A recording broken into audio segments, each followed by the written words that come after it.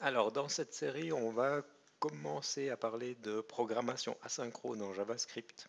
C'est un sujet qui est assez riche puisqu'il y a différentes manières d'écrire du code asynchrone et il y a des méthodes qui ont été rajoutées au fil du temps, plus ou moins chaque année. Donc là, on va commencer avec la façon la plus ancienne qui s'appuie sur les callbacks. Et puis plus tard dans d'autres webcasts, mais vraiment tout au long du semestre, on verra des façons euh, plus pratiques d'écrire ce code. Donc l'idée, c'est d'utiliser notre environnement avec ESLint, avec Mocha et Kai pour pouvoir écrire le code, le tester et puis garder une trace de ces expériences qu'on va faire. Donc pour pouvoir faire les tests, on a besoin d'écrire des fonctions asynchrones, les situations dans lesquelles vous allez rencontrer du code asynchrone. Ça va typiquement être quand vous faites des appels sur le réseau, quand vous faites des appels HTTP vers une API REST. La réponse n'arrive pas tout de suite, donc vous êtes notifié quand elle est disponible. C'est le cas typique où vous devez écrire du code asynchrone.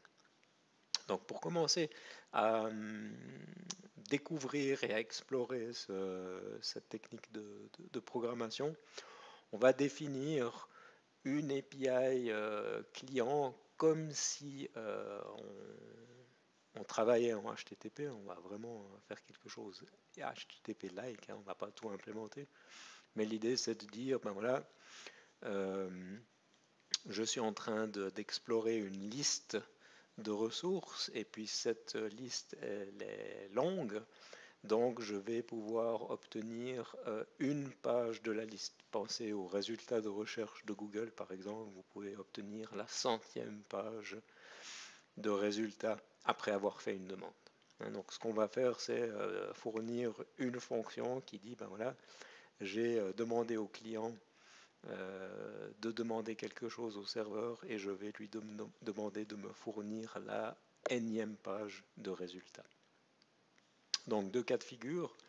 Cas de figure où le serveur a répondu quelque chose, on va typiquement avoir une en-tête, des métadonnées où on va voir le numéro de page qu'on a reçu. Et puis le serveur va nous dire est-ce qu'il y a une page après celle-ci.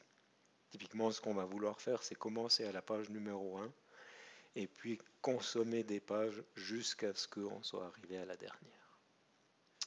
En plus de l'entête, on va avoir des données qui vont contenir du texte. Ce serait du code HTML, mais là, pour nous, c'est vraiment pas intéressant. C'est pas important. Ce qui va plus nous intéresser, c'est sur la pagination.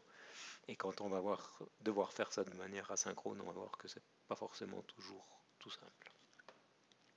Il y a un cas de figure, c'est si je demande d'accéder à la page et que je donne un numéro de page qui n'existe pas, par exemple un numéro de page négatif, ou alors le serveur a 10 pages à disposition et je lui demande de me retourner la 20e page, et bien dans ce cas-là, il va me retourner une en-tête avec un code d'erreur.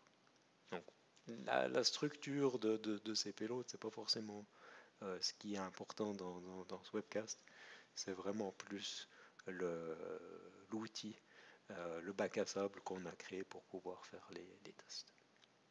Donc ce qu'on va faire dans cette série de webcasts, on va commencer par regarder le comportement qui a été spécifié et puis après on va l'implémenter et on va introduire les choses au fur et à mesure. Donc on va commencer avec une version synchrone. On imagine que cette fonction elle est synchrone, juste pour prendre en main la suite de tests.